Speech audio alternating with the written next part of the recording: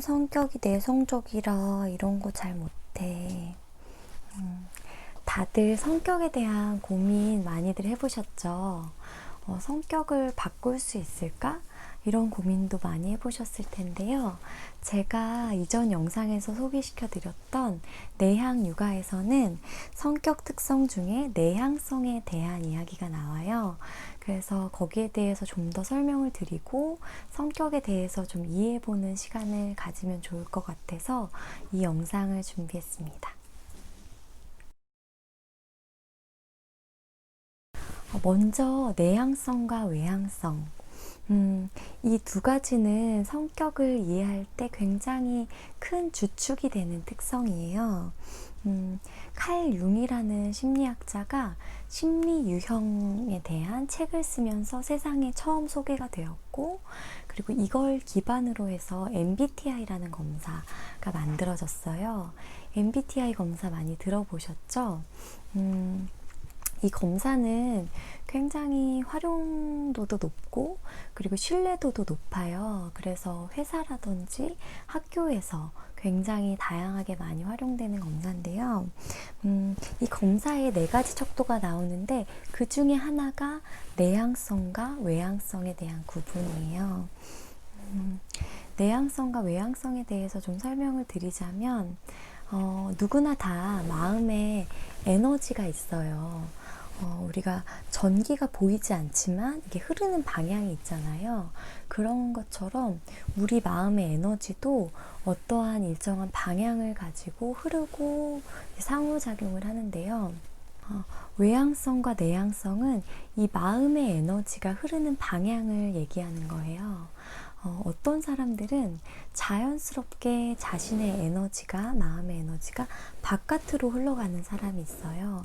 그리고 어떤 사람들은 자신의 에너지를 안으로 품고 있는 사람들이 있어요. 이들은 에너지를 충전하는 방법도 다른데요. 외향형은 외부 세계와 상호작용을 하면서 에너지를 끌어모아요. 하지만 내향형은 자신의 내부에서 에너지를 끌어오기 때문에 사람들을 만나거나 밖에서 일정 시간 생활을 하고 나면 혼자만의 시간을 통해서 충전을 하는 게 필요해요. 그래서 자기만의 시간, 자기만의 영역이 중요한 사람들이에요. 제가 이 2가지 유형을 설명을 드릴 텐데요. 한번 들어보시면서 자신에게 자연스러운 성향이 어느 쪽인지 한번 생각해 보셨으면 좋겠어요. 근데 자연스럽다는 것에 대해서 좀 더 설명을 해드리면 좋을 것 같은데요. 사람은 누구나 다 어떤 역할을 맡거나 사회적인 상황에 있게 되면 여러 가지 옷을 입어요.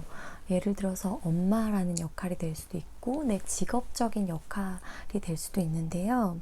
근데 그런 모습이 아닌 내 본연의 편안한 상태를 생각하시면 좋아요. 그리고 내가 뭔가 되고 싶고 어떠한 바라는 방향으로 노력하는 게 아니라 그냥 편안하고 자연스러운 모습을 골라주셔야 돼요.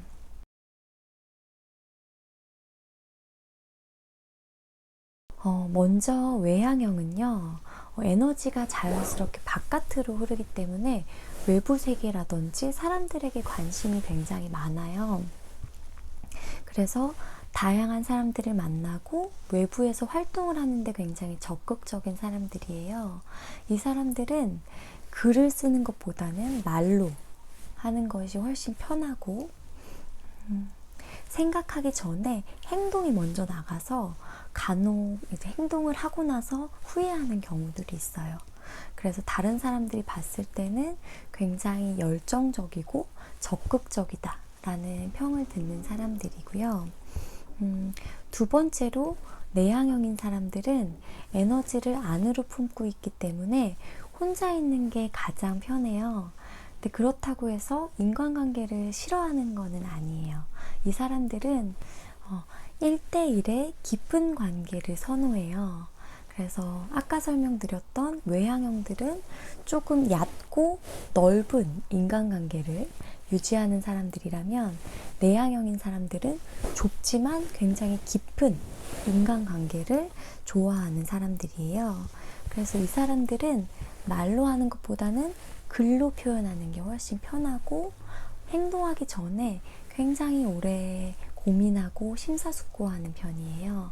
그렇기 때문에 조금 조용하고 신중하다라는 평가를 많이 들어요.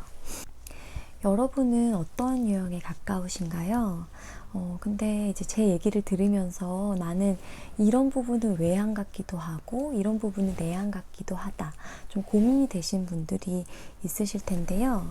외향과 내향은 양극단에 있는 특징이에요. 그래서 우리는 이 스펙트럼 안에 어딘가에 위치하게 되어 있어요. 그래서 외향적인 특성만 가지고 있고 내향적인 특성만 가지고 있는 사람은 없다는 거. 그래서 내가 이 두 가지 중에 조금 더 편안한 방향이, 조금 더 자연스러운 방향이 어딘지를 찾으시면 좋아요. 근데 그래도 좀 헷갈리는 분들 계시죠? 그런 분들은 중요하게 좀 체크해야 될 부분들이 있는데요.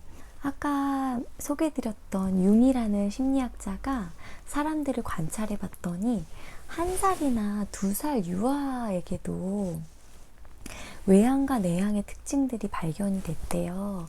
그 이야기는 어떤 얘기냐면 내가 태어났을 때부터 타고난 성향이라는 거예요. 하지만 타고난 성향과 다르게 내 환경적인 것에 적응하기 위해서 내가 발전시킨 성격들이 있을 수가 있어요. 예를 들어서 나는 내향으로 태어났는데 부모님이 굉장히 외향적이신 거예요.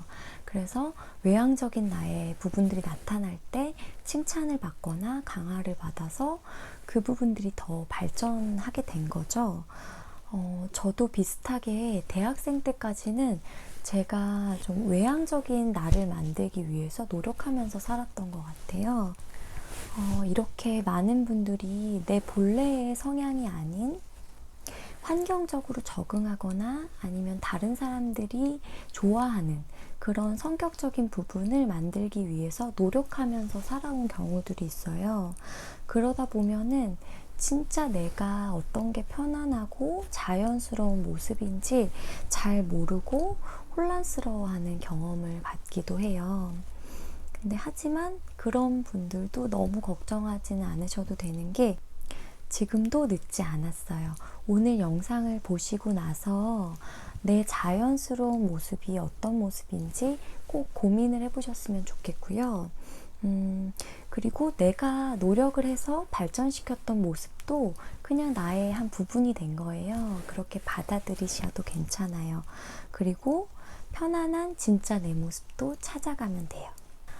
융은 20대까지는 내 본래의 성향을 알고 발전시켜서 진로라든지 삶의 중요한 부분에 그 가치들을 충분히 발휘하기를 추천해요. 하지만 40대 때부터는 자신의 성향뿐만 아니라 반대의 성향도 충분히 융통성 있게 발휘할 수 있도록 내가 잘 사용하지 않았던 기능들을 연습하고 노력해서 발전시키기를 추천하거든요. 그게 나의 성격을 좀 더 통합적으로 발전시키기 위한 방법이라는 거예요. 그래서 이미 반대 성향을 연습하신 분들도 내가 해야 되는 과업을 조금 일찍 시작하셨다고 생각하시면 되고요. 아직 내 타고난 성향이 빛을 보지 못했다면 지금이라도 괜찮아요. 고민해 보시고 반드시 내 성향을 찾으셔서 충분히 발휘할 수 있는 기회를 잡아보시기를 권해드려요. 지금까지 내향성과 외향성 간단하게 설명을 드렸는데요. 사실 외향성이 굉장히 주목받는 시대예요. 그래서 내 내향성을 잘 표현하고 싶지 않아 하고 숨겨두고 싶으신 분들 많으실 거예요. 하지만 그 내향성도 굉장히 빛나는 부분이 있어요. 자신의 내향성에 대해서 조금 더 깊이 고민하고 싶은 분들은 이 콰이어트라는 책을 추천드릴게요. 한번 꼭 읽어보시기를 바래요. 그럼 오늘 영상은 여기까지고요. 숨겨왔던 내 성향 꼭 한번 찾아보세요. 도움이 되셨다면 구독, 좋아요, 알림 설정 부탁드립니다. 그럼 다음 영상에서도 찾아올게요. 안녕.